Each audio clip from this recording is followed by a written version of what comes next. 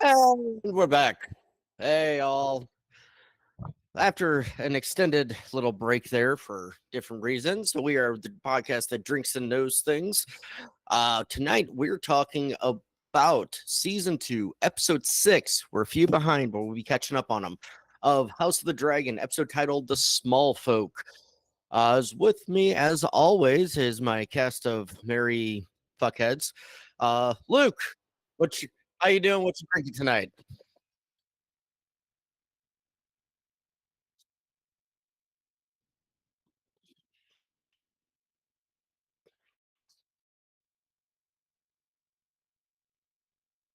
Very nice. Abby, Hello. how you doing? What you drinking?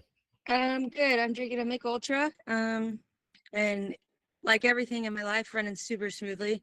All of my children just came home for the first time in the weekend. The dogs are barking, and we're gonna go mute for a minute. But I'm happy to be here, and I'll be right back with you. Nice. Bailey, how you doing? What you got?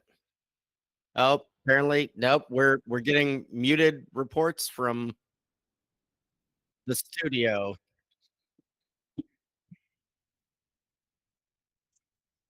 Yeah. Working on double checking here. So The natural light. Check. montage. How about that? they heard me. They heard me. It's just the They're not hearing studio. just the studio. Oh. Now I'm stuck. I can So promise you, all of the waiting for- settings say not muted. Literally everything. But hopefully that's coming through now. It says it is on our side, but let us know.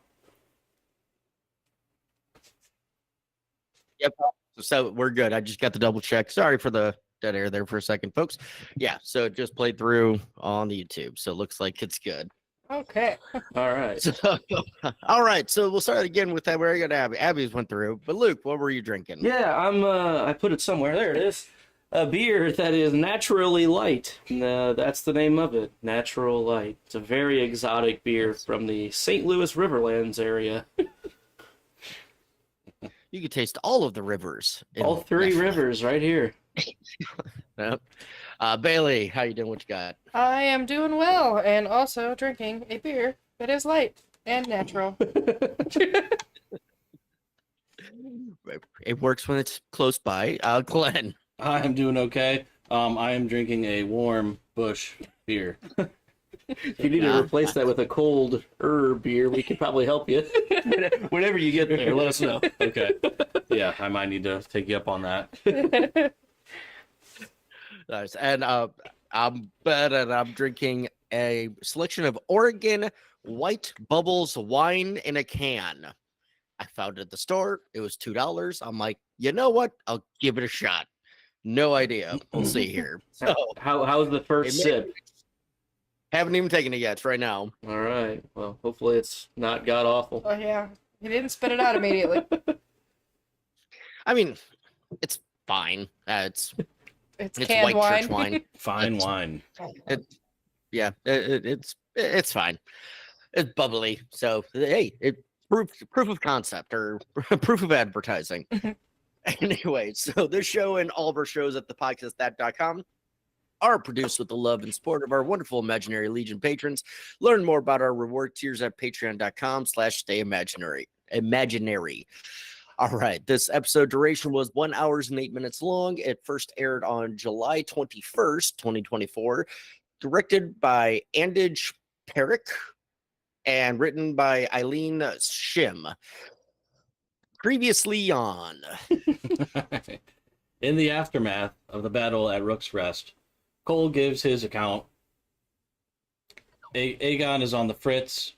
The Black Council scrambles with strategy given their losses. Mr. Broom is sent to Harrenhal to find out Daemon's state of mind. Aemon is next in line with the king on the shelf.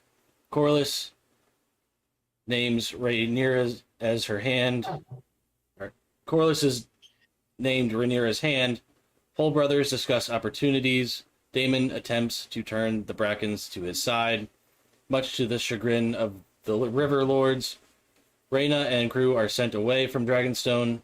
King's Landing is out of food, an opportunity for Rhaenyra to gain support of the Smallfolk. Jace meets with the Freys, later plots with Rhaenyra to find riders for unclaimed dragons. Good synopsis. All right, and the episode for this one's description.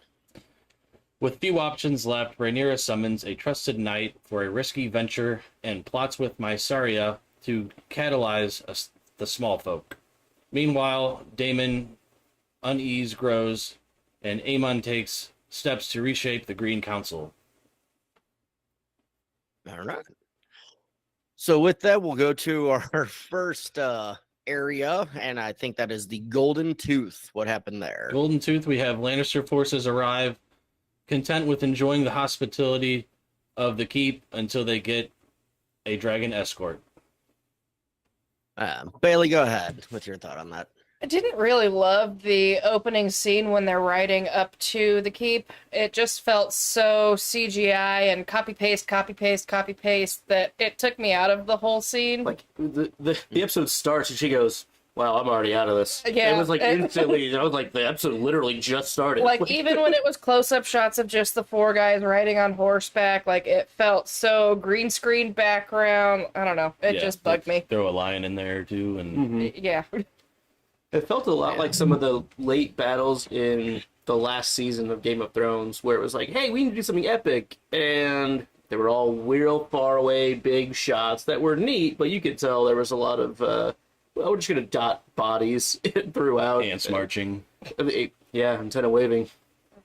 2 by 2. Yeah, copy paste. Hey, we have 1,000 people. Mm-hmm.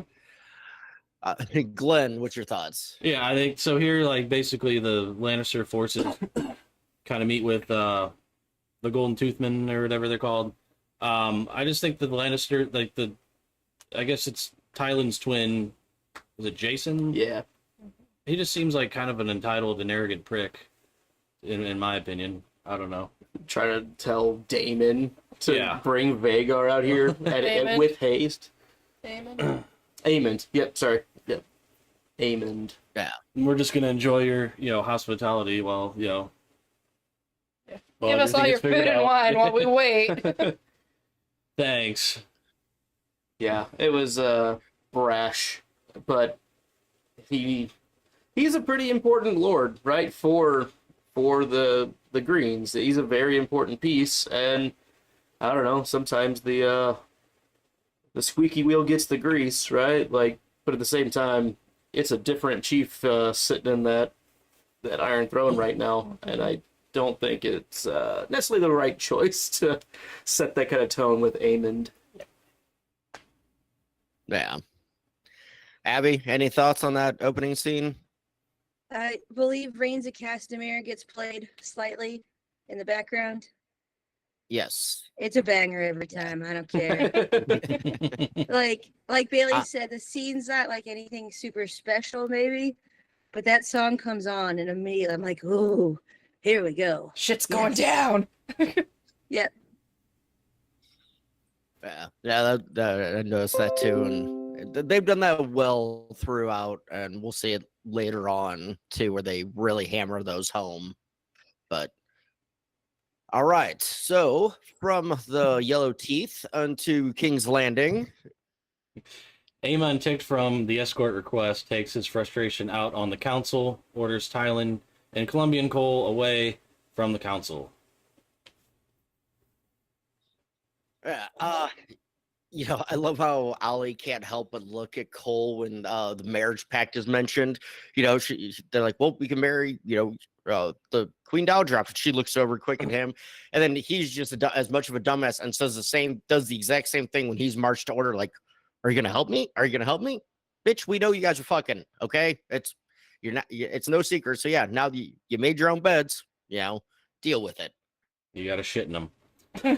You made the bed, you shit in it.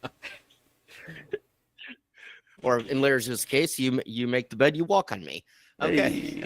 Hey. Luke, what are your thoughts? Yeah, I mean, overall, I like how Aemond is really kind of leading with actual conviction. I feel like we haven't seen that literally outside of maybe Rhaenyra here and there from anybody in a long time. Like, it is an actual crowned king, hand.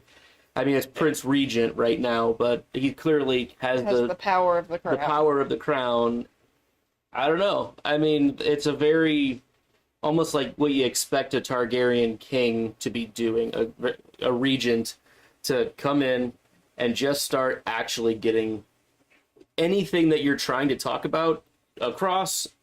You're listening to people here and there, but at the same time, you're being decisive. This is what it's going to be. That ain't no guess. That's what it's going to be. Waterboy reference. There you go. Yeah. Vicky Valancourt, I believe. You're right. To piggyback Bailey? off of that, Go ahead. I was gonna say, basically, he does try to get the triarchy involved, just to bust up the blockade or whatever. Do something at least. But Try yeah, like you something. said, he's just he's not really he's hearing them, but he's not listening to them, so to speak. Where he's like, well, this needs to be taken care of. Like, the triarchy can do that, so we just have to trust them at this We gotta point. take a shot right now. We can't. We're not doing What are the anything. other options? There is none, because the Greyjoys and the Lannisters take too long, and Right, the the Hightower Greyjoys- fleet too, are not going to do anything. and they're not going to be able to stand up enough to Corlys. I mean, he's got the largest fleet there is. So I mean, that's like the one piece right now that the Blacks actually kind of have a dominant stranglehold on in this ongoing war is the sea presence currently. Yeah, I mean they have Driftmark and everything there, and I think have the Greyjoys announced for the Greens, or they're just They're kinda holding out of it? out. They're But holding we out. hear about them in In this this- episode. In this scene, at least, it just says the Kraken is waiting. He's not joining Yeah, in yet. they're So at trying this to- point, they specifically That's what I bring that up. They're trying to spice it up with the marriage pact. Yeah, that's exactly. Yeah, that's what it was. Yeah. So, all right, Bailey, thoughts? I mean, I love to see Eamon getting shit done. He's coming in, he's making decisions. He's maybe going a little too overboard on just the outright, this is what's happening. The and directive. needs to listen to his counsel a little more. But yeah, he's clearly a way better, more fit ruler than his brother. Yeah, more effective. Mm-hmm. So, all right, next part of the King's Landing there. After the council ends, Aemon orders Alicent off the council. Bailey. She had her time, and she's really not needed there anymore. Yeah, I mean, she served her purpose. Yep. Yeah. I mean, it kind of all have similar, I don't know, trains, but yeah, mine was a long time coming. She literally, Aegon should have done that, just to cement his place. Once he dropped Otto, she should have been right behind him, because if you want to cement your role as the king, it's what needed to be done. Luke. Yeah, see ya. Don't let the door hit you on the ass on the way out. I fully approve of this. I thought he did it with a lot of respect for his mom too. Appreciating what she was able to do. But like, your time's done. Like, this is the same bullshit we saw with Cersei, where it's like, no. Like, your turn's over. Just stop. Like, just go fuck off now. Like, that's okay. And he did what Aegon was always too afraid to do. Like, Aegon probably would have been better off if he would have done this and cut the umbilical cord earlier, where Aemond just knows that she has her own agenda against me, and I'm gonna neuter that. Like, I'm just gonna, I respectfully don't need your help anymore, and you're only gonna throw cogs into this machine that don't need to be there. And so I'm gonna simplify what I'm trying to do, and I'm okay with dissenting opinion, but I'm still gonna do what I want to do. And this is a big straw in that hat. Whether it's good or bad, I don't really know. I'm not upset that Allison's gone, though. I'm so tired of her bullshit. Me. Like, well, yeah, you're done. So fuck off, please. I ruled in your father's stead. Yeah. Good work. In peace.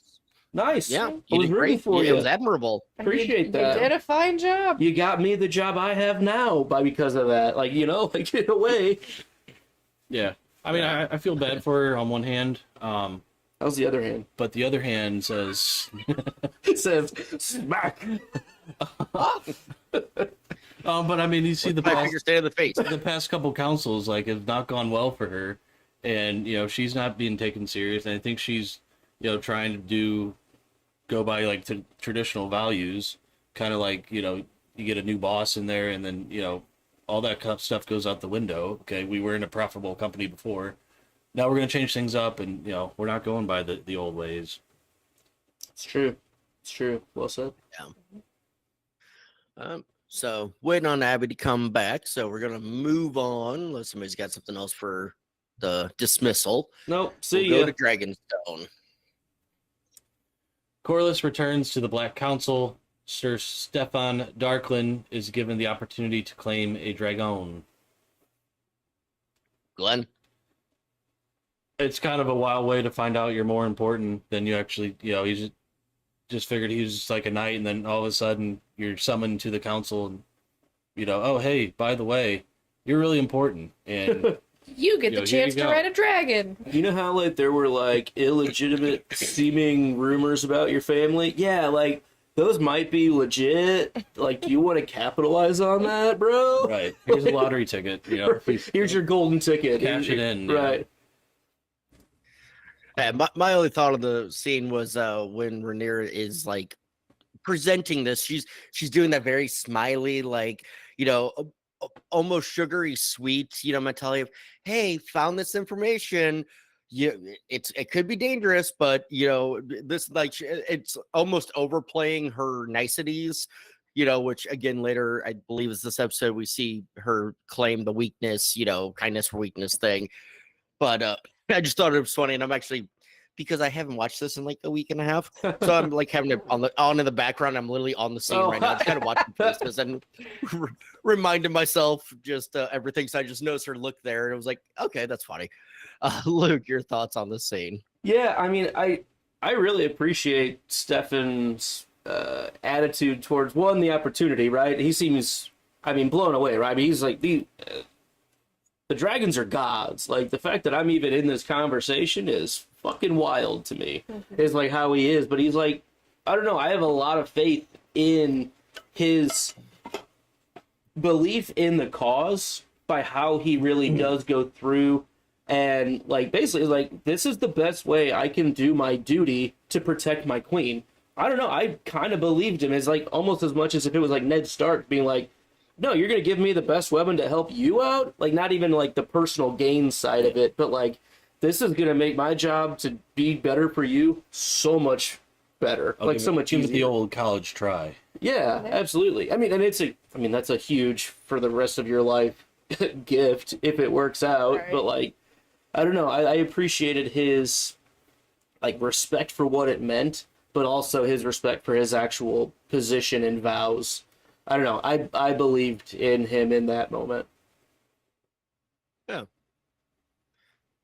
Abby, any thoughts on Rhaenyra hand picking Stefan there? Nothing. All right. Bailey, any other thoughts? No, I mean, I agree. It's really cool that he is so willing to just take that leap, even though he knows the risks of what might happen.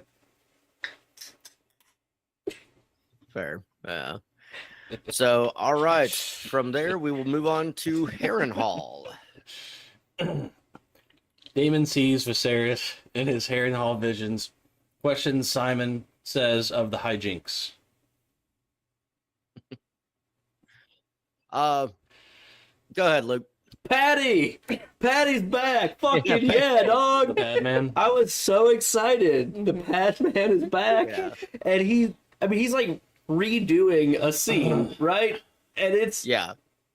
I don't know, I thought so damn good. Like, there's a lot of really good actors in this series, and I just feel like Patty always stood out, even above all of the other quite good actors. I feel like he was always kind of that precedent that was like, okay, that dude's fucking good. And I mean, maybe that's just the end of last season coloring, like the way he handled all of the transition and dying scenes. To see him back in kind of full form here was just awesome. I appreciated having him back. And I'm big. I'll leave it at that for now. I've got more thoughts, but that was my first big thing there. Yeah, my thought kind of going to the behind the scenes because this same shot that they did with Millie a couple episodes ago where he cut her head off, they said that was the first scene filmed. So you kind of wonder if they filmed these maybe same day, back to back. You have the set. We're not going to see it any other time this whole season. This is the only 2 times we see the, Iron Throne set. So, Millie, come in, do your part. Cool. Thank you for coming. Patty, your turn. Sit down and kind of.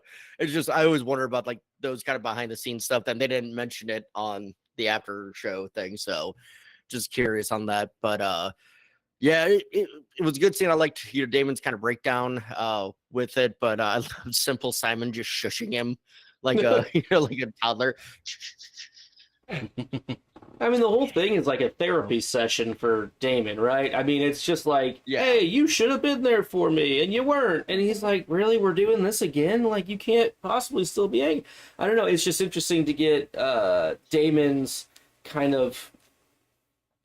he's unable to even escape from this one because the door, he's unable to open it, It's too. what he needs to hear and relive and Absolutely. rethink all of his choices that he's made that have been so selfish. And for Damon, he's finally having this personal breakthrough starting where he's self-reflecting.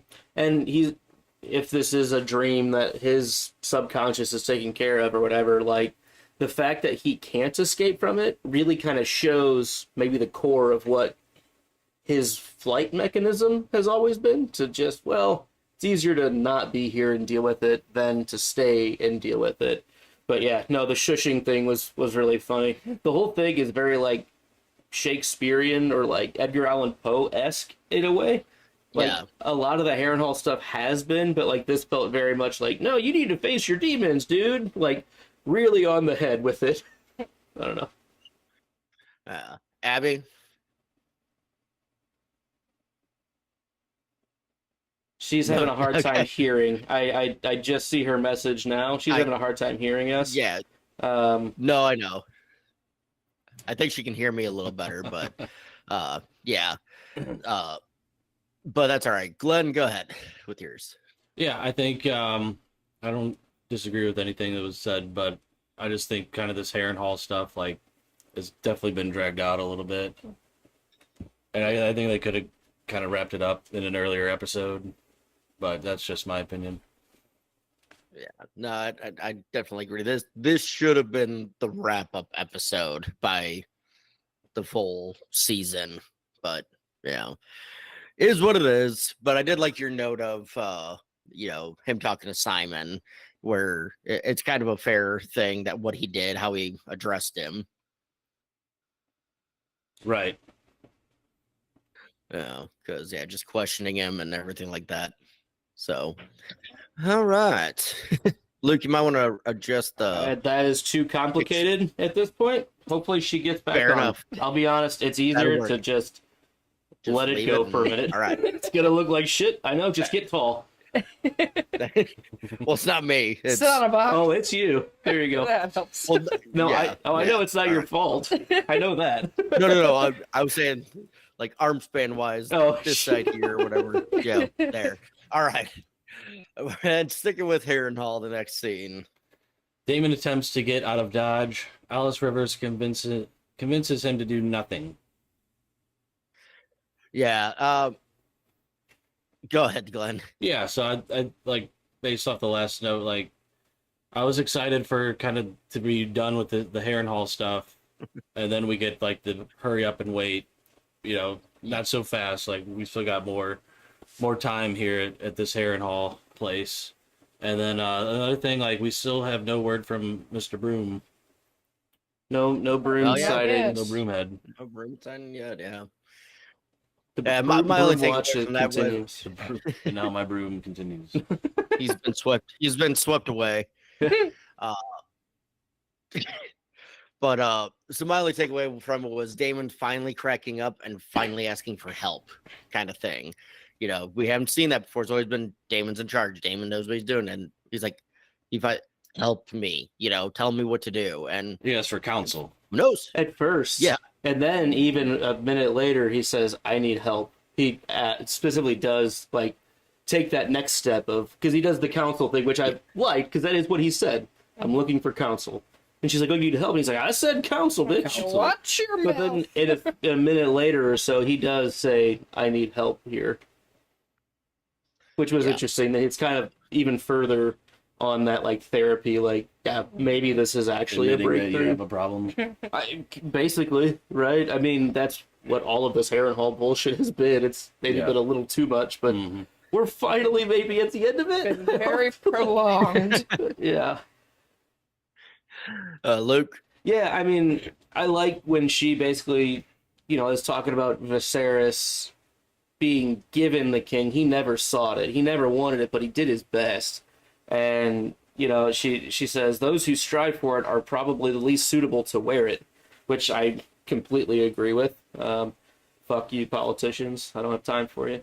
It's not a prize to be won, but a burden to bear. Like, I feel like this combination of him realizing, okay, I should have been better to those, especially my brother and all of his other people, but at the same time, like, maybe what I think I want, I've seen enough to know that, like, it really is not potentially what I want. And I think this is obviously very good for him to hear, and we'll see how she goes.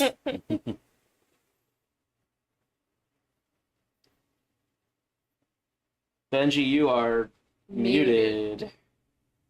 I know. I just realized. But like I said, doing a little quick watch long, there's a good line. You're not the player, you're just a piece on the board. Yep. Which is exactly what Damon needed to hear. It's like, I'm not the main character in this Mhm. story. You're not Harry Potter. No. You're not Harry Potter. It was probably pretty humbling for him. Yeah, Yeah. absolutely. I mean, and it's tough.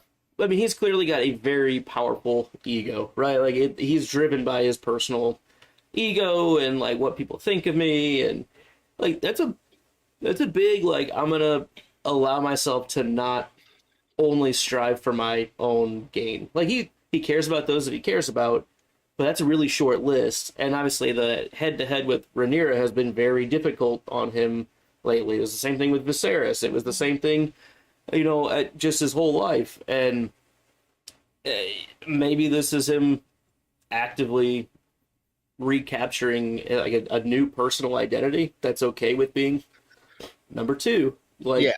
and that's okay.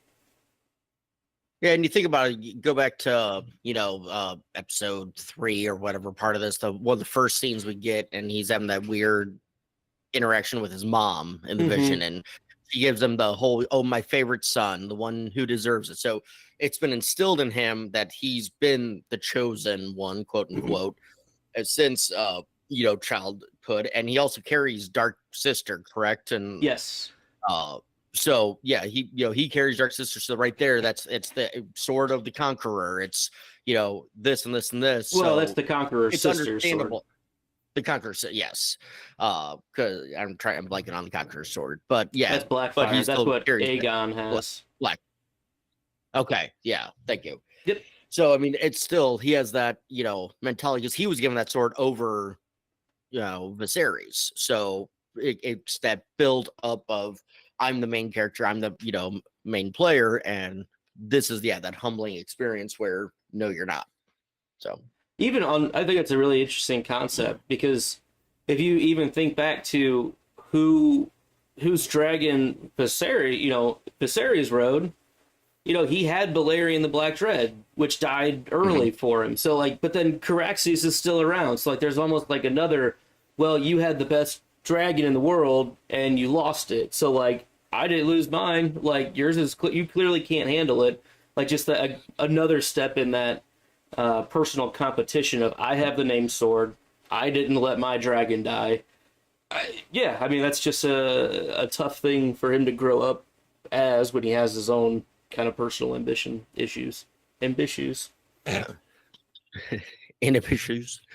All right. Anybody got anything else for that scene? No. Moving on. All right, we're going to Dragonstone. Dragonstone. The Dragon Lords attempt to serenade Seasmoke and accept Darkland Duck as its rider. Darkland Duck gets quacked. We physically laughed when we saw it when we watched this for the first time.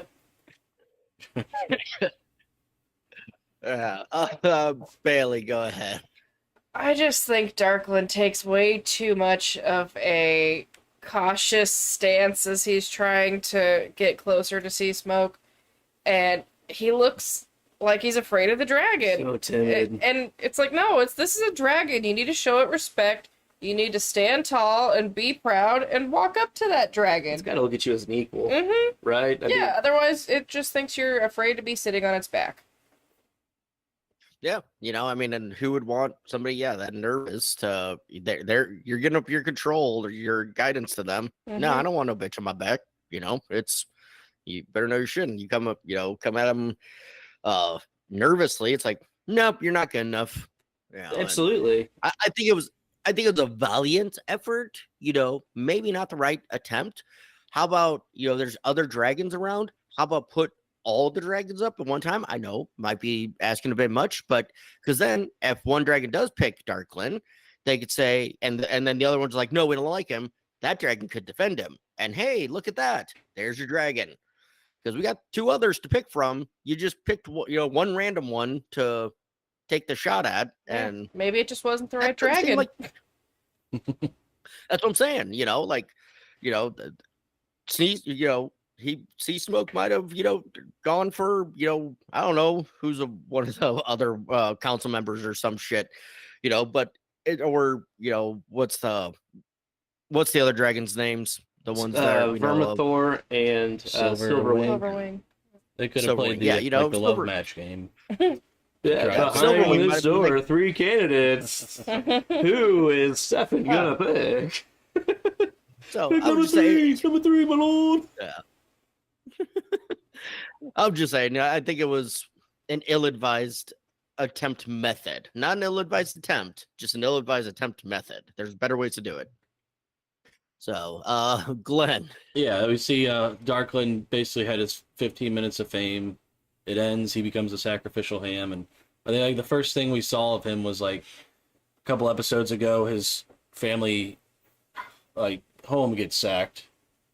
And he's kind of upset about that. And then here, you're going to, rise up from the ranks, and then all comes crashing down. Mm-hmm. Well, and I hate how he claims that I've done it, and he hasn't even touched the dragon yet. I'm doing it. Yeah. Oh, isn't this cool, guys? Look, it's going to work. I got close. Evil kid evil. Oh, I got it. You're not even at the ramp yet. I appreciate the confidence, but a little too late in this case. I don't know. My thought was he who hesitates is lost. Widdershins at all, and I just feel like you had the opportunity, and it was already showing obeisance, right? It was kind of cowing, hey, meet me in the middle, dude. And he literally like never stops bending his knees in like defensive, like every Crouch. step he's like trying to sneak up to it. Yeah. Like, dude, I wonder if like, they gave him like a heads up though. Like, I mean, they're even saying they're like, you need to show confidence. Like I thought there was something mentioned ahead when she talks to him of like, it's not an easy thing to do. You need to show. When they talk in the scene before, she said something similar to that. But yeah, I don't know how much of a pep talk he got as they're like about to walk okay, out. don't there. bend your knees. Don't look like Hey, don't be a little bitch. right I now. mean, Like, they gave him some Valyrian commands, so yeah, clearly he didn't get no prequel. and he spoke well, like he commanded well, but then his body language didn't meet it, is what it felt like. And I'm sure Sea Smoke would be like, that's not matching up. Like, I don't know about that. And yeah, just too hesitant, too defensive, when I really think if you're trying to take one of the most powerful weapons in the world, you need to show, when that weapon literally has a brain, you need to show it that it's worth, that you're worth its power. And I don't think he really does that, which stinks, because I really liked Stefan. Like, hey, to Darkland Duck. Darkland Duck. You know, cheers, quack, quack, quack, quack. He didn't duck fast enough. He did not. And nor did the Dragon Tamer. Yeah, that dragon tamer. Did anyone else notice much about him? Yep. So, yeah, Great. he clearly, to me, is using a dragon glass obsidian jagged blade to cut his own throat. And it just was in, and I haven't looked up any theories or if that's a well-known thing or not, but like, it instantly I was like, we should look at that again. And we rewound it. I was like, oh, that for sure is.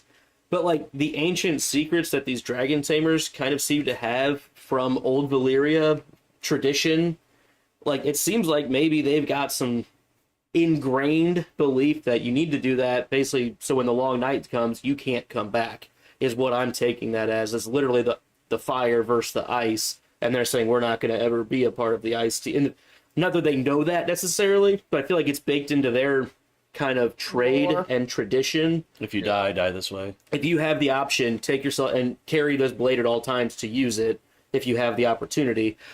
Again, it just felt like it was very much, well, I'm going down in Dragonfire, let's make sure I can't come back. And using that specific kind of blade is the best way to ensure that, I mean, being burned will help as well. But like, yeah, I don't know. It was something I instantly noticed and was like, oh, that's a kind of an interesting, I don't know, thought train, if anyone else saw it or believes in it, or if I'm just shooting I mean, shit. that's a lot deeper thought train than I had taken the dragon glass. I didn't notice the dragon glass. I was more curious, do they know or think that the dragon or obsidian glass affects dragons? Like, is it has the effect on the whites and the others, like we know, does it have a similar or an easier time dealing with dragons in your care? Like if you're, you have to cut off a random horn that's sticking out, is that dragon glass going to cut through their emboldened armor of skin better or something like that? That was kind of my thought process when I saw it, but Fair. your take's Interesting. bit more interesting on it.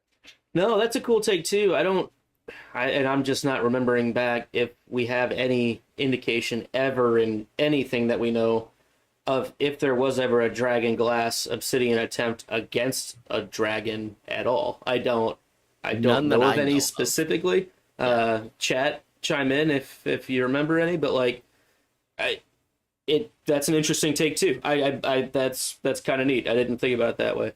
But yeah, either way I think it's significant. Yeah. All right. Anything else? We'll move on to Driftmark. All right, we got Corliss meeting with Alan. Offers Alan. to sail with him as his first mate. Go ahead, Glenn. I kind of get, because I think at the scene you have Adam he's in kind of the background, just kind of eavesdropping. And I get his frustrations again because he's definitely pissing away another opportunity and just kind of being bashful, like, no, I don't, I couldn't do that, You have other Yeah. better options. He's like, I'm naming you as my first mate. And it's like, dude, like, Take the job. take the job. Is that an order? I expect to see you. Yeah, I mean, he's afraid to take too much. I mean, he's as I far don't as think it's afraid. I think he wants to show that he doesn't need that help. He wants to just get by on his own. do it. I'm I gonna- could do in it that- myself. Sounds like somebody else that is usually on this show and was earlier and isn't on right now. I can do it myself. That is Abby's trademark. Yeah. If you want better service, I mean, do it and yourself. that's pretty much it with it. It's Alan doesn't. I don't know. I don't even know. I think he just doesn't want to present himself as more than what he feels he is, and so he's like, I will follow orders, but I'm not going to go above where I feel it's needed or I belong. I just want to be an underling in this company. Like, I just want to I want to be off show the up, radar. do my 40, go home, Yeah. and drink 40 40s. Okay. Luke, anything on this one? No, that was pretty much it. It's interesting to see what his motivation for not accepting or being excited or, like distancing himself from Corliss, maybe what he's thinking, or maybe it's, I want to do it myself, or maybe it's, I think there's a handful of ways it can go. And this is even before we talked to his brother as well, right? This is just him and Corliss. Yep. Yeah. But I'm curious to see if we get more of his motivation and how that shapes him moving forward, I guess. Yeah. We do see Adam in the scene. He's back tying some knots. And the only reason I know that is because I just clicked through the scene. So, all right. With that said, we'll move on back to King's Landing. All right. Ulf eats a depressing soup as chatter surrounds him about royal feasts. Yeah. So go ahead, Glenn. I'll let you Yeah. So they have no food, and the food they have sucks. And this kind of reminds me of like when at home when I have no food and I just keep checking the fridge as if something might is going to show up. Magically appear. Maybe I overlook something at one point, but I have no food or That boot leather's looking good. I guess I could eat ketchup. Oh, What can I make with ketchup, peanut butter, and chocolate powder? that Costco soup I bought back in February is still there. It might still be good. Right. You know? Yeah. So my thought was that the woman Masari's girl met with when she first snuck back into the city?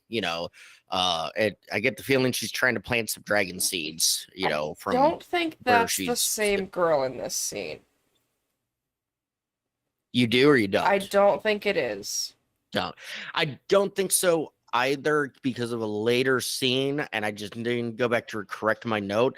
But the later scene, we saw the girl who first snuck in. We didn't see the one who opened the door, or that's what I was wondering. Was she the one that opened the door? But I could be completely wrong and just not the same person at all. So Yeah. it was just something I don't was know. curious about. Yeah. So, but anybody got anything else on that one?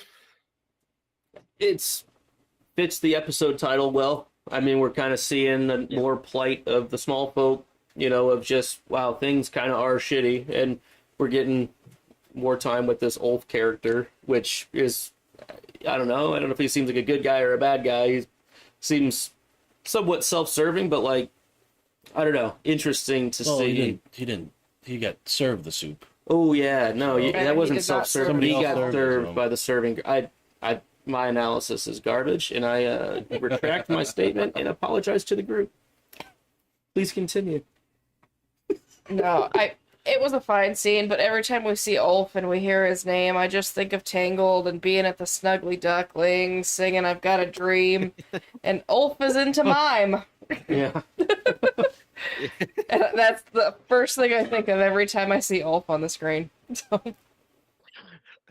Nice. And I've heard that song probably 7 times in the last week and a half. Oh, I wonder why. Every time I'm like, that and at somebody else's house the other day, and I'm like, What's this from? Because I messed it Our every house time. yesterday. I Oh, can't I played remember. here yesterday. Yeah, Yeah, that's what I'm saying. Yeah, that played over makes there. sense. So, all right. We will then go to Dragonstone. All right. In the aftermath of the dragon flub, an advisor berates Rhaenyra. Yeah, looks like we're getting another volunteer to try and tame a dragon. At least, you Just know, if start I was sending here, them. like, just, yeah, you know, you just done pissed me off. You want to question me? You know, how would you go? All right, You go it's your try turn it, next. I don't even care if you have a lineage. Do Go. you want to ride a dragon? Come on, it'd only burn your ass. Luke. Yeah, I mean, I like how she kind of reasserts herself here. She feels like she's been handcuffed and she's frustrated by it. And this dude's just going on about it. If you remember, I actually said that this wasn't a good... Like, shut the fuck up. Like, I don't know. I like when she follows it up with, it's my fault that you don't fear me right now. Like, I haven't been doing my job if you have forgotten that you need to fear me because I am the true queen and I have the power to just say, you're fucking dead and you're gone. Like, it just is, and I think she needs that reassertion to maybe start getting some of the respect back that she doesn't currently have. And we get more of that as we move forward in the next scene and stuff, so I'll save some of that for the next scene too. But I like that she's kind of really showing command. It sucks that she has to physically strike the guy, but she's also aware that they don't physically fear me, and so I need to prove that I'm not just a whiny voice, I must remind them. and it's my fault that you need to be reminded. And I don't know, it's a good look in my opinion. Glenn? Yeah, definitely this guy's just being a Monday morning quarterback. Right? You Yeah, know, and it's absolutely. like, you know, just berating the Oh, coach man, after I would have called you a different know, play. why didn't we pass the ball more or whatever? Why we should have abandoned the run. It's like, well, our game plan didn't work. The other team was better to, you know. It worked that out day. for them. You know, it's easy to say that now, but it was a Here risk. and- comes Captain Hindsight. Right? Bailey. It's about damn time Rhaenyra reasserts herself. Like, I'm here for it. Yeah. No, and same. I appreciated it. It was one like it definitely reminded me of something from Game of Thrones, like a very similar scene, but I cannot place it, and it's It kind of driving me nuts. It kind of reminds me, if we're gonna go Game of Thrones, reminds me of Cersei with Littlefinger when she pulls all the swords Yes. on him and then tells them to walk Yes. away and turn around, and she's like, no, Power is power. power is power. Like, that's the closest thing I can think of off the Yes. cuff. Hopefully that is useful for you. I don't know. I think that's probably it. I know Tyrion Uh, slaps Joffrey. If we're True. Yeah. straight Yeah. slap. If we're going slap to slap connection, Yeah, yes, then I that's agree. That's probably where we're a at. significant slap. Yeah, It but was a it was significant more slap of the episode. it was more to the prove the point kind of mentality where I was going with it. I think Luke, you nailed it on the head with the Cersei Littlefinger. So thank Why, you. thank you. All right, staying on Dragonstone. All right, my Syria counsels Rhaenyra. Yeah, I got nothing. Take it away, boys. Yeah, I don't know. Take it away, please. The queen has a sword now. Like, she gets back to her rooms and like instantly grabs the sword and like is going through that mindset of, what can I actually do with a sword? Like, yes, holding a sword is one thing, but she still feels like it's still an act because I didn't grow. I think even last episode they were talking about that, right? Mhm. Or at some point. But, you know, she could hold the sword, but even she doesn't believe it right now.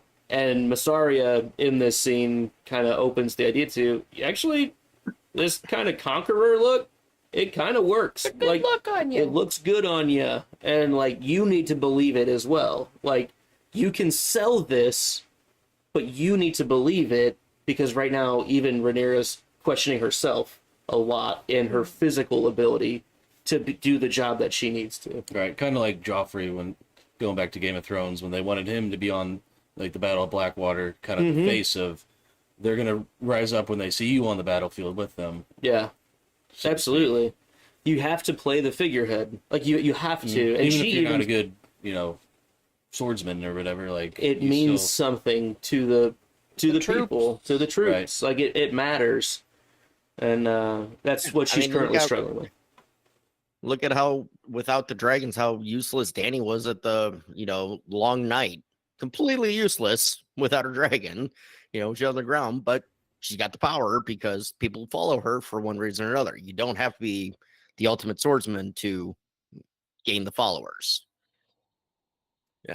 Right. Yeah. I mean, So- even Aegon, before he got burned, like, he carried himself. He's clearly not going to beat a lot of people in sword fights. He's a bit of a Joffrey, and yeah, he can do the job, but it's not really. He's no Jaime Lannister, right? He's no Aemond. He's no Daemon. Like, those dudes might be some of the best swordsmen in the country, in the whole realm. Let's be real. From what the ladies and broths say, Aegon is a great swordsman. I mean, Anyway, Which sword? right? Yeah, bloody sword, eh? Yeah. But you can still sell it if you have the commanding presence with it, and I think he was starting to learn that before he got burned. But all right. Anybody else got anything for this scene? good here. No. I think we're good. All right. King's Landing. The small folk become restless with the food shortage. Go ahead, Glenn. You see the lamb cart go by, just teasing, the small folk. It's not. It's just, and the cart. It's like you can see what they're carrying too. It's not like they're hiding anything. Mm-hmm. With the lambs and stuff going by. And this is right when the one vendor that was selling food was like, "I'm out. There's nothing left." I'm Like, out. that was the last guy. Yeah, I'm out of breadcrumbs. And he Sorry. told that to Hugh's wife. Hugh's wife is the one that goes up and And says, says, "I'll take "Food, I've been anything." sitting here all day," and this and that, and then she walks over and you see Ulf also yelling at the sheep cart kind of thing. So yeah, just building tension in the small folk. Anybody else? No. All right. In the council room, All right, word reaches the Green Council. Lord Laris is named Hand Fetcher. What a funny scene. I don't know.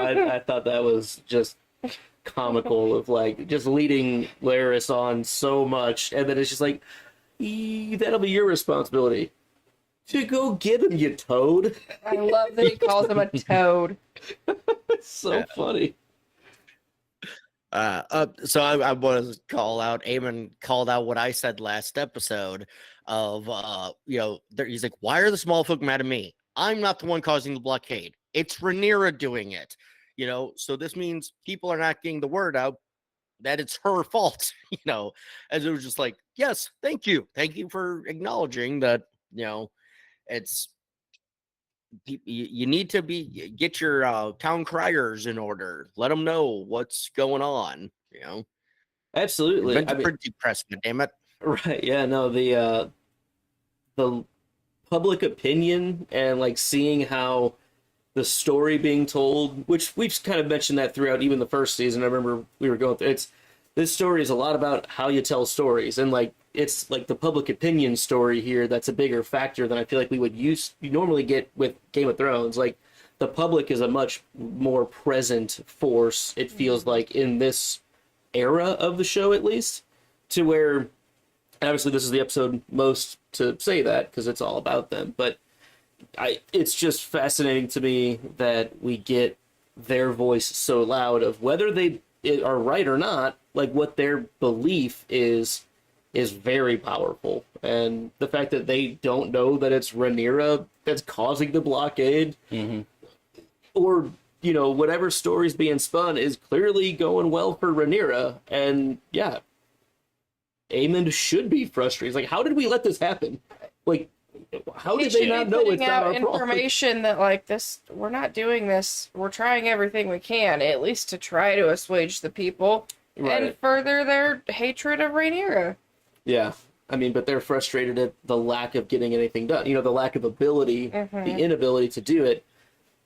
I mean, hell, that's kind of I'd doesn't matter say, what the like, real story is. At the same time, though, they're having, you see these carts of lambs go by too, so it's like they are able to get food somehow, Right. and they're putting the dragons ahead of the small folk. I mean, I would too, but and whether it's rumor or true, rumors are going around that they're feasting at the castle every night, they're having lamb and pork and veal every night and having all these balls, and so it's building resentment from below that they're doing nothing to dissuade, whether, like I said, they might not be having these big feasts every night, but seeing this family, these green fucks, they're not going hungry. So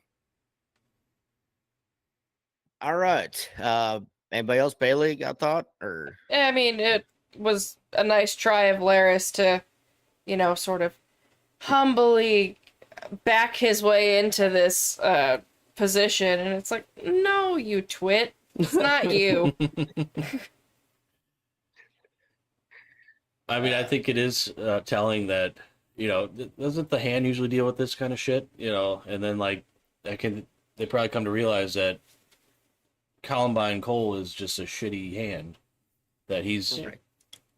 I mean, his one thing that got him the job was, what if we go to battle? That didn't go well, and then they're back, and he's like, I don't want to go to battle.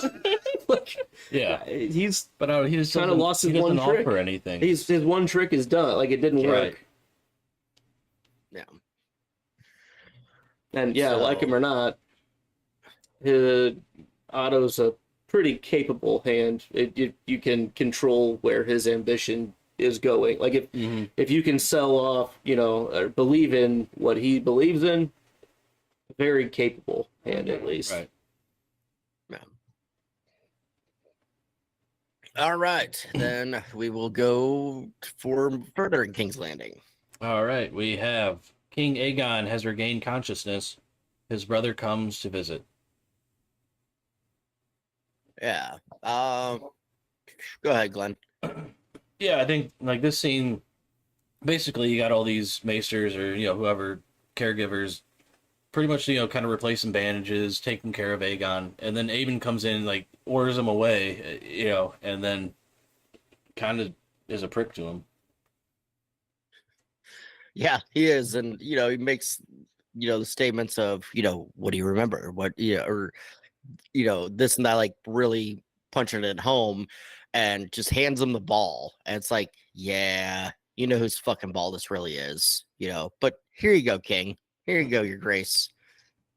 Yeah, so it was just very much the intimidation, the factor, it's good to see because now you can show the fear that Aegon truly has on top of all the pain. He definitely has a lot of fear in him because of all this. Bailey? Yeah, I feel like Aegon's ball being left in his hand is Aegon's ball. it's Aemon's way of telling him. It's the only one he's got left. It's the only way of. It's Aemon's way of telling him, you have no voice at the table anymore. Your ball is not welcome here. You are no longer king. You can't play anymore. Leave your ball at home. Yeah, you're done.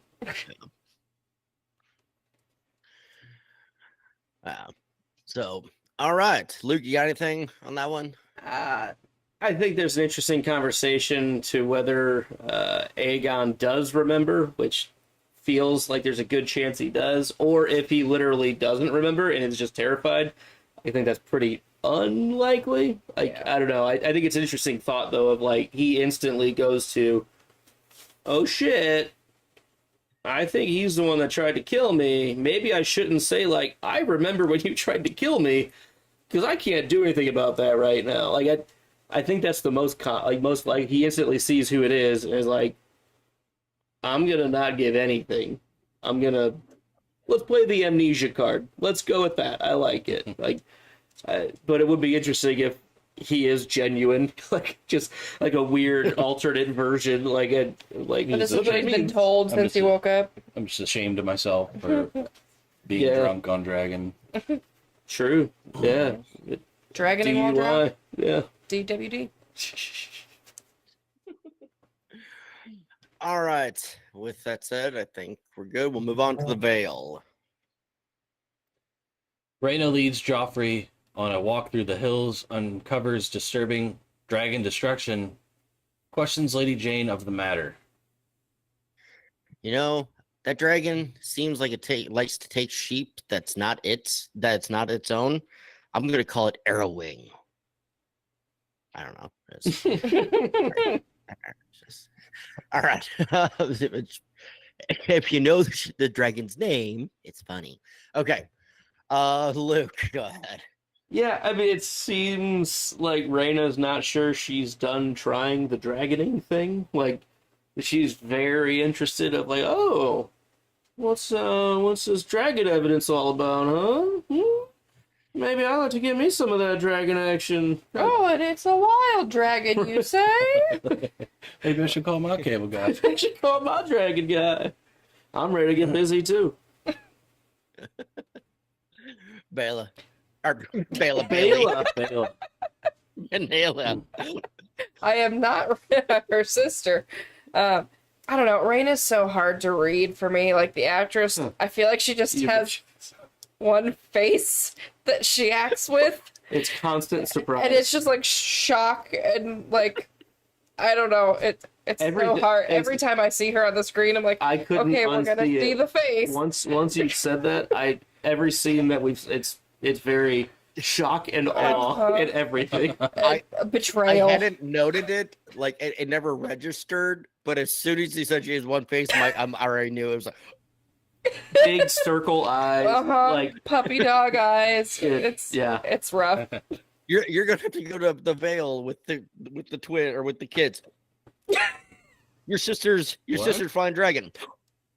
I mean, it kind of is the only direction she would have needed for this for the character so far.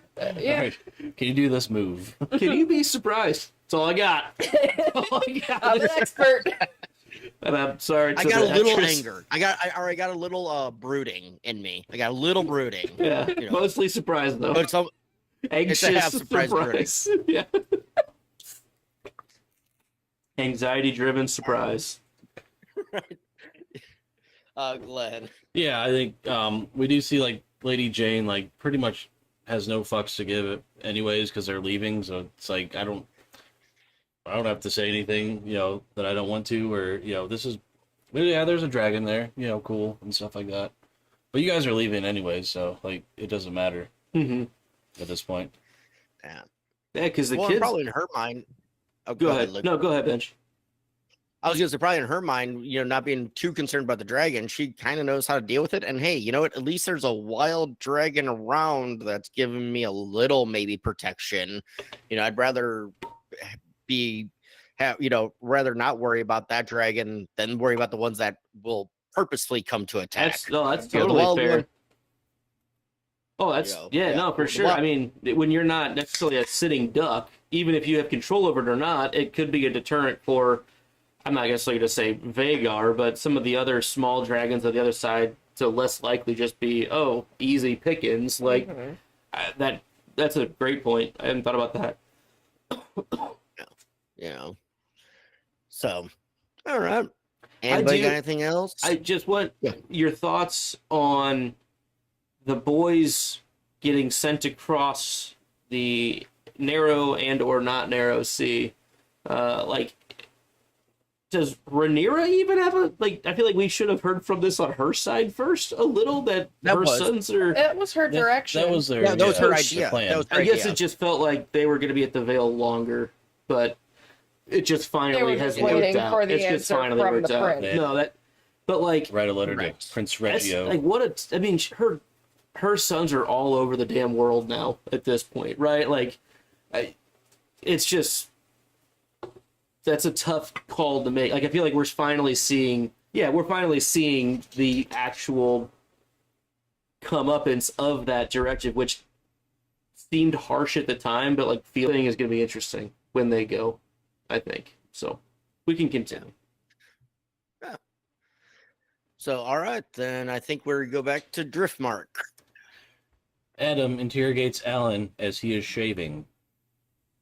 It's true. So the only thing I had on this scene was according to the behind the scenes thing, they said that this was one of the more difficult scenes just in the director's in the 2 or 3 episodes that they did because of the shaving. You first had to get the coloration right, then you had to do every camera shot, so every time he had to re-wet his head Yeah. and like reapply everything, and so it was just the overall time consumingness of it was just annoying, like annoying, and I'm trying to think of the other word, but I just thought that was interesting. Of a small simple scene like this was one of the more tedious shots to do. I mean, it seems like, from my experience of watching the behind-the-scenes Lord of the Ring extended edition so many times, in filmmaking, like some of the simplest things to do well are really hard to do. Like that's an interesting thing, because it seems like such a simple, well, that's nothing kind of scene. You're like, oh, well, just go shave your head, like, okay, and just do your lines, like. But the fact that there are the other limitations to the filmmaking of it, kind of, I don't know. It's just, I find that fascinating as well. Yeah, I'm they're just like, constantly having to reset to retake. yeah, like that feels like, God, what a hassle. Yeah, I can only imagine just having to reshave. Right. 'Cause I Hey, we think- could do it once a day. Right. Yeah, and one the thing is too, there was like 3 different hands shaving the guy's head. There was one for the close up shot, the hand on. There's one for from the side shot, and then his own doing it himself. Interesting. And everything. Yeah, so it was just neat to learn about that and see that. What's your thoughts, Luke? We get a lot of interaction between the 2 brothers here, right? And they're very different on kind of how they feel about their lot in life. Is this really the first time we've heard them speak about, well, he's our dad, like that they were so blatant about it, right? Yeah. And Yes. like there's been a lot of heavy-handed implication, but never fully outright said until now. And the fact that we get kind of this honesty conversation between the 2 of them, Adam very much seems like he wants to reach for more, and Alan is very much, I know my lot in life, and I'm not going to try to punch above my weight. Like, is what the feeling that I got from it. And it's just interesting to see these 2 brothers, obviously, who spent a lot of time, their life together, and how they very much feel differently about their actual lot in life, their position compared to what it potentially could be. And Adam clearly seems to be open to striving and trying more to attain something rather than just let it roll. Trying best as he can. He's driving and striving.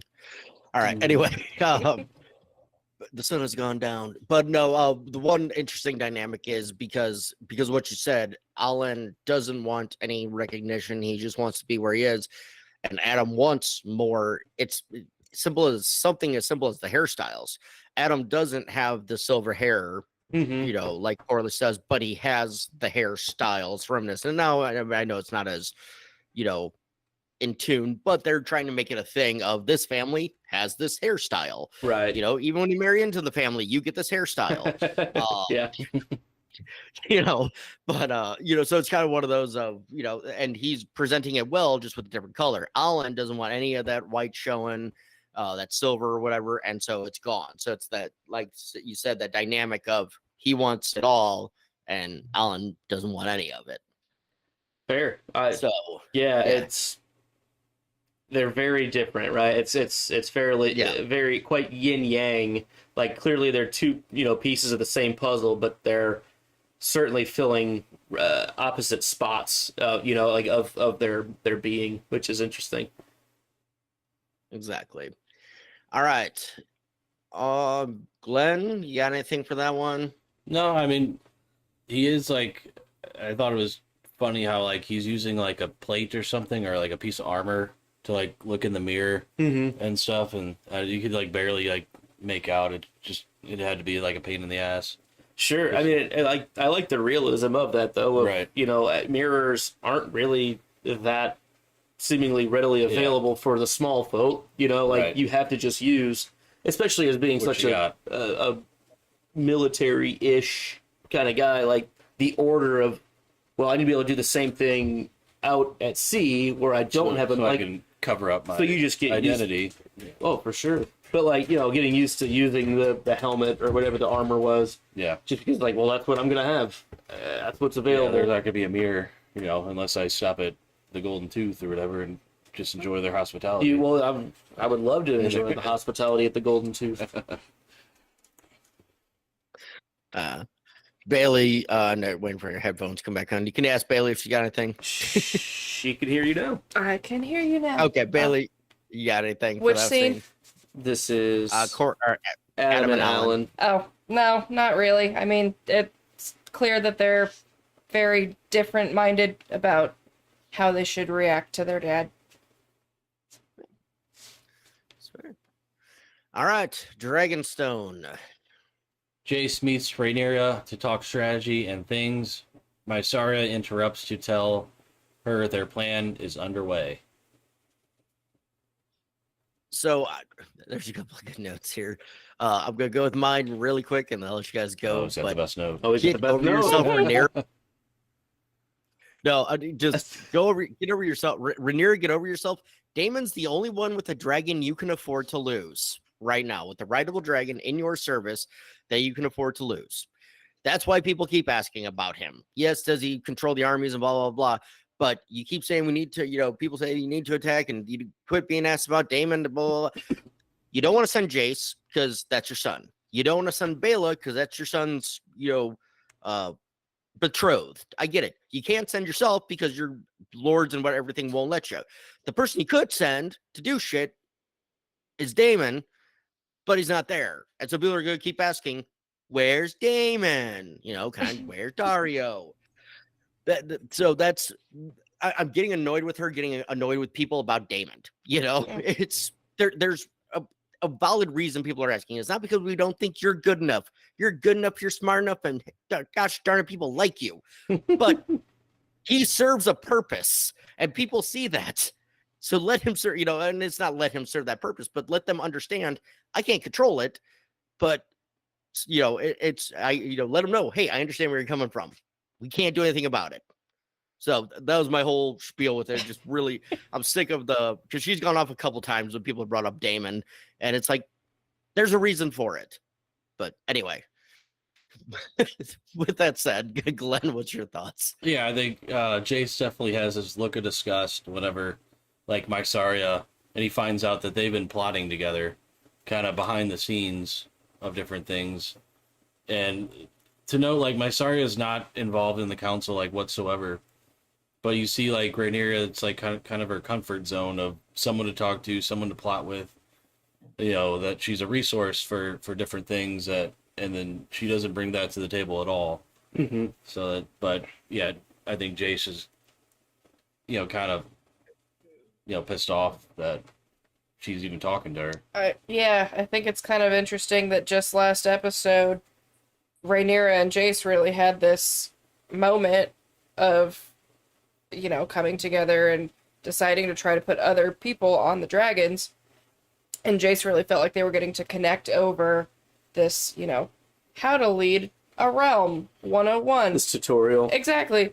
And then now in this episode, we're seeing, okay, but she's still doing things without Jace knowing. And I think that kind of hurts his feelings that he's not getting to see all of it.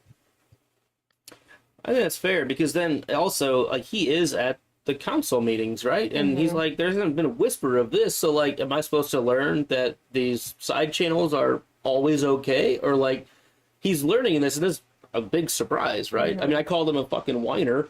Like, just shut up, Jace, you big whiner. Like, Yeah, he huffs off as soon as... like, I don't know. I found him very annoying, but at the same time, when you couch it in, well, he's trying to rationalize. There's stuff that I don't know about, but I'm on the council to learn this. Like, the surprise side, I can understand, but like, I don't know. He's just a huffy little bitch, I think. At times, yeah. It was really funny when she was talking to Jace, and she gets frustrated when he brings up Daemon, and he's like, She goes, why does everyone, like, why can't I get just a minute before anyone asks about Damon again? And then And she gets interrupted. the Your Grace. Maester, your Grace. And we were like, oh, if this is Damon, like, Damon's here. And, like, the way it's shot, it ends up being Masari, but, like, it's just like, if it was Damon, it would have been like, are you fucking kidding me? Like, she would have been pissed. She would have been so pissed. I don't know. I thought it was pretty funny in the It moment. would have been funny. Yeah. All right. So go move on to King's Landing.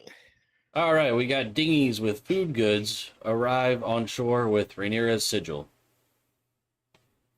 Food, glorious food. Hot, fuck the mustard. Sorry. That's all I had was just.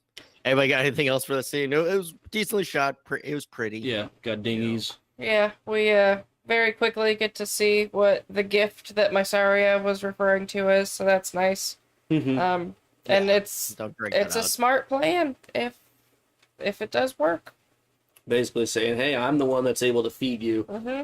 That's, I mean, huge, right? The city marches on its stomach. You know, if they're hungry, they're not going to follow who's making them hungry. Yeah. Yeah. They're going to follow the person who's giving them the food that they need. Even if It's huge. Rhaenyra is Give 'em the literally the grub. one making them hungry Well, she's and basically- also feeding them. She's literally saying, I am so much more in control Mm-hmm. than it seems like because I can do both. Even if you know that I'm holding it, it's up to me to decide who actually does get. Mhm. And that's a huge power move, right? Yeah. Oh, yeah. Glenn, you got anything? Not really. Like I said, there's dinghies coming in. You're here for the So, dinghies. Here for the dinghies. When you can't be there for the paddock, you got to be there for the dinghies. Hey, Tommy, stop playing with your dinghy. All right, moving on to Dragonstone. Still in King's Landing. Still in King's and Landing. then, and then Sorry, coming, my a lot eyes more jumped in to the King's wrong coming thing. back to King's Landing Yep, again. yep. So you Back turn. to King. Still We in thought King's about Landing. Dragonstone and then came right back. Allison sits with Aegon, talks with the Maester. Go ahead, guys. Whoever wants to take it. I mean, in general, this is her sitting there. Just it's an exposition opportunity for the show to be like, hey, this is what the Maester thinks about the future, opportunities for Aegon. Like, it doesn't look great. It's a bit bleak. And okay, we get Alicent something else to do because this is about all she's useful for. And so it's interesting to see that, like, almost immediately in practice of, yeah, I mean, she literally Has kinda- nothing better to do. only is mom now. Like, and she is here to get this information. But it's just a info dump. And okay, let's use Rhaenyra and maybe get Orwyle in there for a minute. Bailey. It just made me think of like, where in the world is Matt Lauer? But it's where in the world is Otto Hightower? Because there's been no word from him for a while. Have you seen my dad? Have you seen my dad? You heard from my Have you daddy? heard from my dad? Yeah, I think it's definitely significant. No, there's been no word from him, in a long time. And I think at this point, Allison's starting to kind of, question people, and it kind of bleeds into the next scene where she's just trying to figure out, has anybody heard from him? Like, Right. It's kind of strange. moved past maybe he's just frustrated with me still and ignoring me. Like, But at some point, like, now he's just leaving me unread. Like, it's a little different. Like, that's a good Right. question. Yeah. It'll be interesting to see.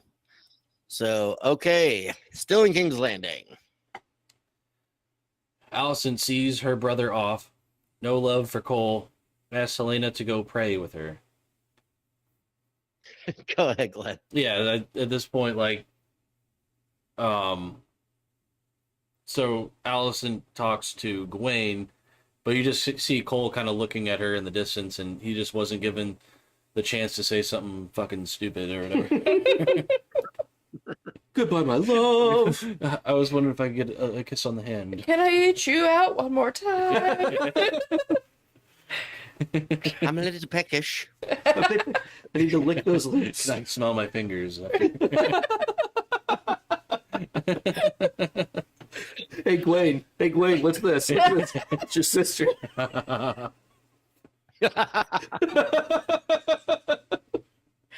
Damn it, what movie is that? Sex Drive? Is it? Yeah. Is it? Okay, yeah. There's something similar in Bailey, Scary Movie as well. I think it's Scary Movie. That's where my brain. Yeah. I hate how All right. every time Alicent talks to Gwen, they're always in the courtyard.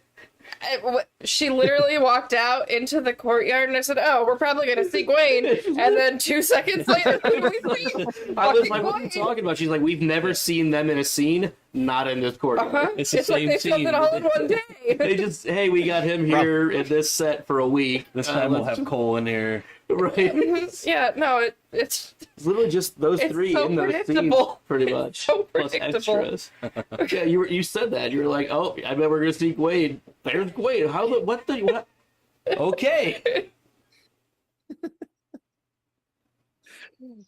Luke, go ahead. I mean, I do find it interesting how when the conversation moves to her son Darren, who's what, 15, I think they say, which is a very significant age, right? I mean, like, that's basically man grown. Get your permit. You can get his permit, and wagon whiting permit. but like Gwen, who I don't know what our collective thoughts are on him. I feel like he's a very capable knight. He's definitely pompous and was raised to be a high lord. Like, he's exactly just the regular doofus high He lord seems brother. respectable. He has his chivalry. He has his fighting capability. Like, I feel like he's a good knight in general. I think he He's a definitely less douche Loris Tyrell. he definitely got humbled I would agree with that. by that when Bela, I think it was, came in. Yeah. Like I think before that he was kind of an entitled prick. And then that kind of humbled him, and he's kind of just seems more regular. Mm-hmm. But like at first, he was kind of being harsh to Alicent of like, "Oh, Dowager Queen, like, oh, is it hard for you?" Like, Yeah. But then when it kind of he opens up, right? Like, and I don't know, like the appreciation for Daron, who we don't really know much about. That was an interesting. You want to say vibe check to get of Darren? Like, yeah. there was a lot more. He knows him a little bit. Like, I mean, he's not going to write a book on him, but a little, tidbits of. But it was useful for her to get that too, because he has a She very doesn't know him at all. hands-on. Yeah, outside of whatever she's gotten in letters, which she says are fewer and fewer. Right. Yeah. It was a cool scene. I liked the scene overall of what that meant for just getting more context on other players that could be around. Yeah. Yeah, and that was exactly what I had too. It was basically he changed his tune from snarky brother, like, oh yeah, this to actually caring uncle. He's proud of his nephew. Yes. I get feeling like he's very proud of what man he's become, and then he could also tell from the distress that Ali was under, that is like, okay, you need to hear this. You do have a good son. You do have, one of your sons has turned out okay. Not all the eggs were rotten. So, yeah, we all know your daughter's good, but at least you got one decent or halfway decent son. So, yeah, I did appreciate that. All right, still in King's Landing. The Smallfolk go apeshit for the new food. Pandemonium continues as the Queen and Queen Dowager escape the masses. Right. Go ahead. I didn't want to do that over your speech. Well, yeah, it was kind of a dick move by Hugh. As he just like guys are running with sacks and he punches one and steals his new newfound food. And then I think once kind of the pandemonium starts, like the one thing Alicent had was to go pray. And now she doesn't have. She wanted to light a candle. They weren't done lighting all their candles when they had to I wanted to leave. go light a candle for Aga. We didn't win. Fucking hell. All these fucking candles. Yeah. So my thought was, how's that guy going to be able to handle any kind of sheep herd or anything? I just get the feeling he might be in that kind of sense of profession. But did anybody else think Helena was going to get spiked on that thing? Oh, the When little she door backed up when Like they the against grate? window, Yeah. great. Yeah. And for a second, I was like, is Like- this like a weird Iron Maiden thing? Like, why is this like this? I saw that too today. I was like, I didn't see your note, but yeah, that was kind of an odd set design choice. Yeah. It was like Yeah. a no skateboarding, mean- like a no grinding bump on a bench. No leaning on the windows. No leaning against the windows, you dick. Keep your fingers off. Spike strips. Bailey. I mean, what a fucking shit show. Why wouldn't they just try to hunker down in the sept? Right. That seems way easier Yeah, to right. protect the doors of the sept as opposed to trying to go through public. I thought it Yeah. was crazy. I mean, like, they use the fucking stone walls. Like, Yeah. bar the doors. Just Uh-huh. continue to There's pray. gotta be like some office way up high you can go barricade yourself in. Yeah. Dumb. Similar. That was stupid. In fairness, when they do walk out the door, the area is relatively clear of people. Like it's once they come out, then the area fills up. So the guards may have been like, "Hey, let's get them to the carriage. Let's go." Mhm. And as soon as they get in, that's when everything fills up and just shit hits the fan. Still, yes, you're right. They should just stay in the fucking sept. I It think- makes way more sense. I think these are the shitty guards, like Aegon's cronies, Mhm. that are kind of, they don't know Yeah. what the fuck they're doing, so they just kind of assume that, oh, we need to get out of here. Right, no, for sure. They And- don't like, hey, why don't we just stay here? They probably didn't even think of that. Yeah, just get back. Maybe back. no one knows we're here. Right, yeah, like, the whole thing was botched pretty badly, right? Like, and Yeah. overall, the way it does go down, it's a pretty bad look for the crown right now. Like, it's And even Allison realizes that when she tells them She's all to like, sheathe their fucking swords. put your swords Like, away. God Let's damn, not like, chop don't make people's this worse. hands off, guys. Yeah, like, do not make this worse than it already is. Like, They're you've throwing already, fish at her, and yeah, Queen of Fishes. All right, I gotta give Mackenzie this one in the chat. It's true. We are dealing with the Spare King's Guard, the Drink King's Guard. Right, yeah, it's Mhm. yeah, that's what Glenn was saying. I like These are all just the cronies. Well, I was giving the credit to the name, the Drink King's Guard. Drink King's Guard. drinking. Nice. The They drink- drink. That's the Drink solid. King's Guard. Yeah, Very nice. yeah. So I give credit to that one. That's a excellent name there. All right, finally, still in King's Landing. So we move to also King's Landing. Clubby speaks with the king. Yeah, never forget what you are. The rest of the world will not. Wear it like armor. It can never be used to hurt you. This is very much a Tyrion, Jon Snow, a Tyrion bastards, kind of thing. Speech. It's effective. It gets the point across. But that's definitely what my brain went back to, was exactly that kind of, thing.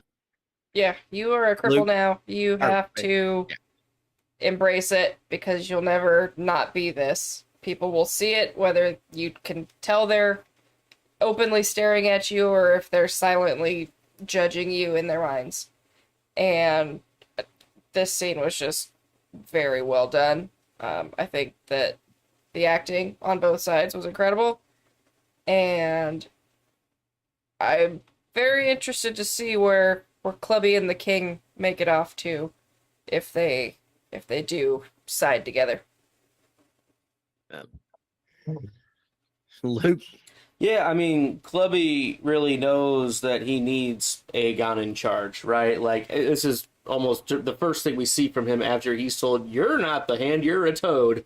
Go get me my hand for, Aemond." And, like, he knows that it was going well with Aegon, so he knows that that's the horse or the dragon that he really needs to kind of, like, hitch his saddle to. Like, that's the one that's going to work out best for me, self-serving wise.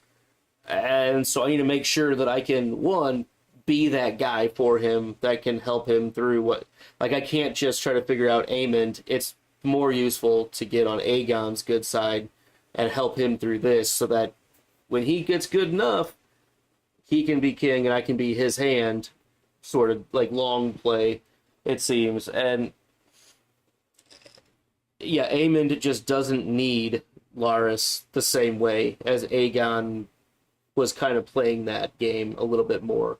Aemond is pretty much more militant, cut and dry. This is just what it is, and he'll decide everything, for good or bad. That's very different than what, Clubfoot would offer to Aemond. He just has less use for what his services are that Aegon has much more need of. Glenn? Yeah, just kind of hitting home again. Welcome to the Freaks of Nature Club. I mean, we're both kind of in the same boat, so to speak, a little bit. Was this the one? Oh, good. Yeah, I was gonna say something else, but I think it happens in the next episode.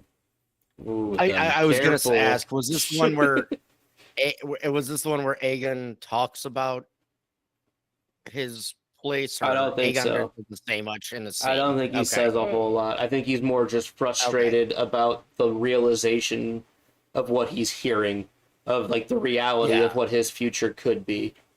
I think that was about as much as we got. And his reaction and being upset acting was about having the milk of the poppy withheld. right. Yes, yeah. So I don't think we got too much more Yep. Dialogue from Aegon for anything else. Fair. All right. Harrenhal. All right, we're finally going somewhere besides King's Landing. Harrenhal. Daemon's vision with Viz continues. Simon says Grover Tully is dead. So the thing ahead, happened. The thing that, happened, it happened. That's my note. Yep. Would you like to extrapolate, or is this going to be like that Mark Wahlberg movie? What's happening? I don't know. No, like this. It's happening. Daemon was ready to, get out of Dodge earlier. And Alice says, no, wait. You got to wait 3 days. And then finally 3 days happens. The thing, Grover Tully being dead, that happened. Right. So now we can Yeah, move on, I feel. Exactly. Yeah, my note was a couple episodes ago, Aegon was warned by Alicent, sit, wait, listen. He didn't listen and he got toasted. Aemond did heed the advice and now he's been seemingly rewarded. So it's just interesting to see those two similar aspects in the way they play out. Luke, go ahead. Yeah, I mean, this is a clear continuation kind of in the first half of this scene with the vision with Viz, right? King Viserys. And this is when he's all broken down again, right? And like he's really on his way out. But Daemon, I think this is where he actually says, like, I'm actually here for you this time. Like, I've learned my lesson, right? Like I've grown as a character. Like, and he gets this kind of big, I'll call it resolution potentially with his own inner struggle with his brother. And then he comes out and finds out, oh, and like, yeah, that thing That you were waiting for? it worked out for you. Like, and the fact that, because it's Simon says what Simon says, isn't it? And He did say Simon. Simon does say what Simon does say what Simon does say. And I And just Simon like, did say Alice Rivers. He did acknowledge her. yeah, it was a really cool scene to have him, like, maybe he was kind of pulling a few more strings to get Alice Rivers over there, like that they're maybe more in collusion than Simon has kind of been really allowing before, because he kind of gives him the smirk of like, yep, he sure is dead. Hey, Damon, I did you a solid. And the I younger sent our one- healer over there Yeah, like, to unalive him. it's very much like, wink, wink, but I'm not going to wink, so I'm going to say the word wink. Like, so She worked all the favors that she could. her renowned and it still skills didn't were real work. great. Like, Ugh. I just liked getting potentially more from him, not just being this dotard, and which is this he uses that in the scene before, I think. But no, I just liked getting Simon's like, hey, it's good for us. Like, this is good. We're also not here like out to get you. We're on your side. Yeah. Bailey. Damon finally is getting to correct his past mistakes, and I think it's clearly healing for him. He's seeming clearer and clearer of mind. Yeah, it's kind of like he's gonna work out his inner demons. Hey. And with that said, we'll move to. We'll go on to Driftmark. Sea Smoke chases Adam through the woods, hoping to bond with him. Bailey. Do you want to ride a dragon? Because the dragon wants you. Oh, what a weird scene. It was neat. That's my note. Neat. You know, it's like, okay, cool. We get it. It was probably about a minute 32 long, but that's fine. Need to fill time. Okay. we get it. So good enough. Well acted, well, produced. Just okay. Luke. Go to Glenn first. Okay, Glenn, go ahead. Sorry. Go to Luke first. He literally has go to Luke first. I like that there's no rhyme or reason for this bond. We see beforehand in the cave or whatever that Darkland Duck gets quacked. But this one, he's running away, like just trying to escape this dragon or whatever. And it turns out the dragon, like, saw him, likes what he's about, and wants to bond with him. Maybe we could just go for a quick hand bond. Yeah, I got a couple things on this, and I see Phil H has hit on one of the things that I am, and immediately said, I was like, wow, does this not feel like Shrek with donkey and dragon? I think there's something that feels more like that later on. Sure, but like in general, but this did feel similar. And like when Sea Smoke, like Adam falls down that little hill and he's kind of twisted his ankle or whatever, and then we were sitting there watching, we're like, okay, here comes a Skyrim dragon dropping, and it did. It just comes sliding into the picture like you're about to fight a big boss dragon in Skyrim or some shit. And it was like, oh, well there's like your here comes Gwade. I was like, well, here comes the dragon sliding, like landing. Sup, bro? Sup, dude? Been looking for you for days. Do you want to get on this? Yo, hey, like, this is gonna work out, maybe? You kind of look like my ex. So you look a lot like my ex. You smell like him, too.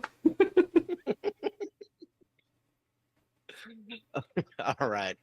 And we have one every episode, and this is this one's. We're going to Dragonstone. Final scene. Cheers. Final scene. Cheers, everyone in the chat. Thank you for being here as well. Final scene. All right, Dragonstone. Rhaenyra meets with Mysaria, shares a hug and a kiss. As news arrives of the Sea Smoke claimage, she rides out. My only note on this was it was sweet moment. We get stuff said, and it was just sweet. So Bailey, go ahead. It was nice to learn more about Mysaria's past and kind of where she comes from and how important it is for her to have backed Rhaenyra, because she doesn't just side with someone so easily. So it was nice to see that, okay, I'm not just here because I think that I can be most prosperous with you. I believe in you. Glenn? Yeah, I think in the beginning of the scene, it seemed like Rhaenyra was wanting to give up, so to speak, and I think it seemed like Mysaria kind of brought her up from the deep, just to kind of give her confidence, and it definitely shows that Rhaenyra, for one, trusts Mysaria, but is kind of grown fond of her, I think. Yeah, it seems to clearly go both ways, too. I mean, just in what Mysaria was saying, we get her kind of dark past, unfortunate past here, which is a powerful story, Yeah, she it's lived very through. moving. And the fact that it all just, she's like, you looked at me as, someone worthy and like someone, even as an equal at times, which is huge, right? Like, it feels like this is a very genuine, hey, like, no, like, I'm in the fight for the right reasons, and I appreciate what you bring to someone like me. This is why I give a shititude for you. Like, this is why I believe that you need to believe in your fucking self right now, because it's good. And it's really useful for Rhaenyra to hear that. And I don't know that the CPR mouth to mouth was really necessary. It felt a little tacked on. I don't know. It was not. It didn't bother me, but it just didn't feel like it was needed for the two characters. Like, they already got to a big moment. It just felt like, hey, let's show two girls kissing. They didn't do the chest compressions. Yeah, it's all about the chest compressions first. Goes to staying alive by the Bee Gees. Yeah, or another one bites the dust by the not Bee Gees. Like, I actually have the scene on right now, and I don't disagree that it wasn't needed. I honestly kind of feel that if they would have come to that last moment, before the kiss on the neck, but like the hug and a slow pull away, let that tension build there, maybe make you think maybe they will, maybe they won't, and if they do it online, okay. But doing it right here, it almost feels not entirely out of nowhere, but almost heavy-handed and forced, like you said, just to get two girls kissing, which I'm all for. I'm all for that. I'm nothing against it. I don't hate it. It's like, okay, it is what it is. Cool. But it's like there could have been better ways to do it and draw it out, maybe let the viewer think, oh, can this happen? Oh, was there more in that? Look. Was there more in that stare? Like, was there? I feel like there's been a few super subtle things throughout this season, but this just felt so out of nowhere. Like, oh, we shared one emotional embrace, and now all of a sudden I want to kiss you. Like, let's be honest, after you reveal your sex abuse history, yeah, I don't know if everyone's always like super jazzed to like, hey, let's fuck right now. Like, usually it doesn't get you in that mood. Like, everyone's different, to each their own, but like, it just felt kind of very romance novel, unnecessary to me, if that makes sense. It's the Tyrion Tysha thing, that she was saved from, a gang of guys, and then all of a sudden ends up in his bed. Exactly. Yes. That's So yeah, go to your point there. And then at the very end, we get the news that that Sea Smoke has been spotted with the writer, and Rhaenyra heads on out. Yeah, I like that she's going to handle it herself. Like, she needs to show, because they even like, oh, you should go talk. Should we call your small council? And she's like, no, I'm gonna go ahead and show you why I'm the queen, because literally nobody else could even come close to doing this. And I don't like them. Right. And I want to show them that I can do it myself. And I just like it. And we see Jace like staring wistfully, like he was gonna get to go do this. Yeah. No. Yeah. So, all right, that's the episode. We're going to run through a few things. Title episode, Smallfolk. We got some scenes that depicted it. I mean, I would say it was pretty evident throughout. Like, it was, even if it wasn't seeing the Smallfolk, there was a lot of attention paid to, like, the public opinion, like Rhaenyra sending the food. Like, that's a huge showing the power of what the Smallfolk really represent. It's what Rhaenys was telling Rhaenyra a while back, and she knows that that's what she has to start winning at. You got to win in the polls, right? Mm-hmm. You got to win in the heartland. Yeah, and it's like, I think Game of Thrones, you saw like here and there, like they do kind of shit like this, like the one time when Tyrion and Bronn are walking and the guy's like just making fun of Tyrion, but he doesn't realize it.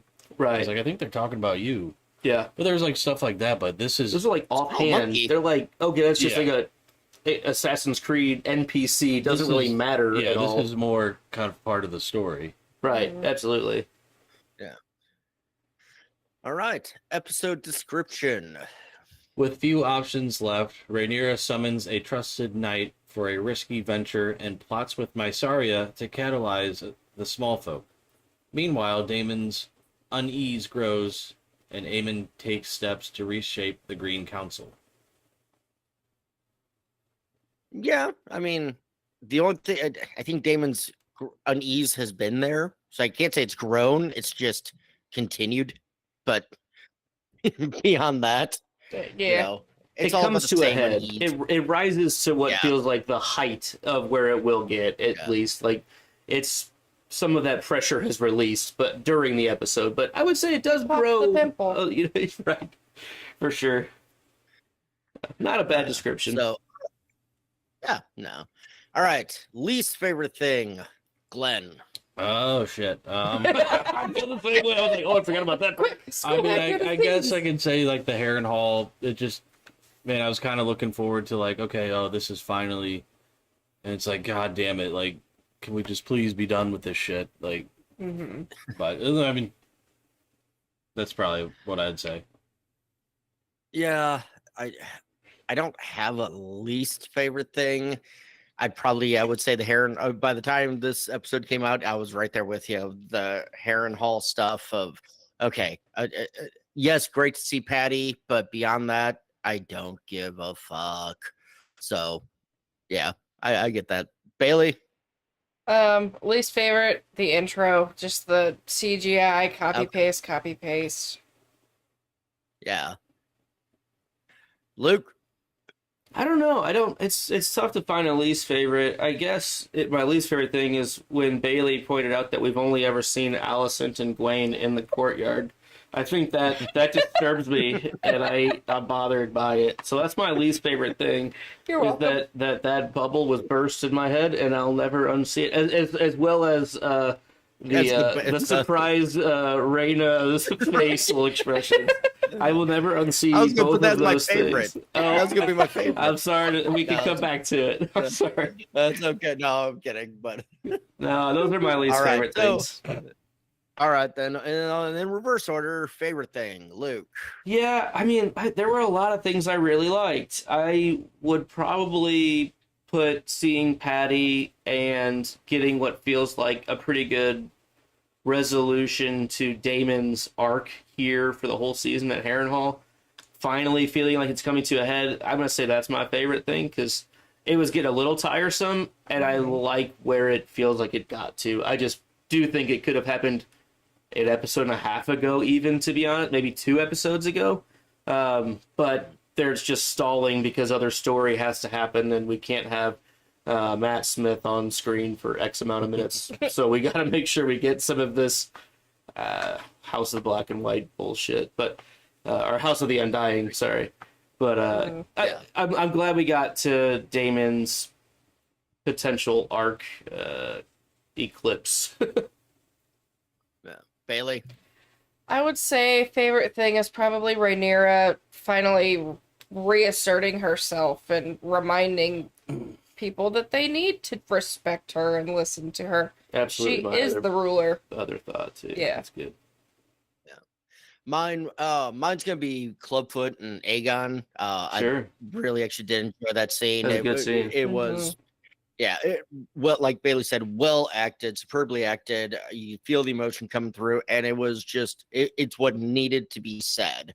You know, yeah. I kind of joked that it's the Tyrion bastard, line, but there's a reason why that line sticks out. I could literally almost type that word for word, with only having to look up a couple things to get the quote correct.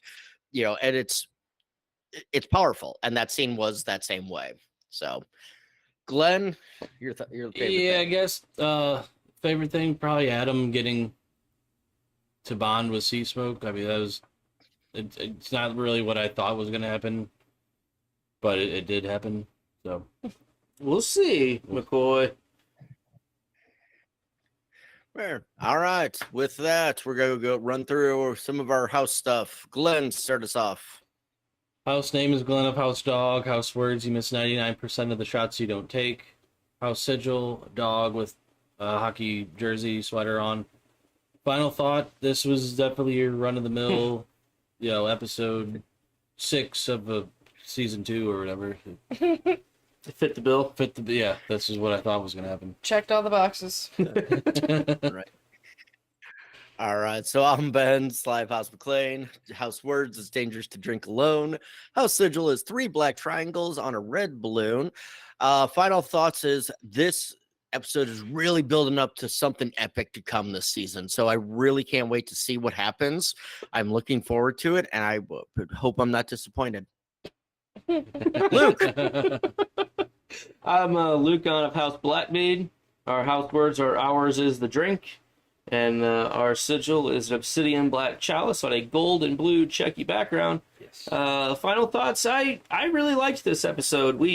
Bailey and I didn't get to watch this episode right away. We were out of town, and then we got back and watched this one and the next episode back to back. And we had seen some of the talk in our team Slack chat that seemed like there was less favorable thoughts on the episode, of just like, wow, that was a walk and talk, boring, or there was something where I was like, oh, okay. And then we watched it, was like, I really liked that episode. Like, I know nothing really happened, but like, a lot kind of happened. Like, and I just, at the moment, really appreciated it. And I think it's a good episode.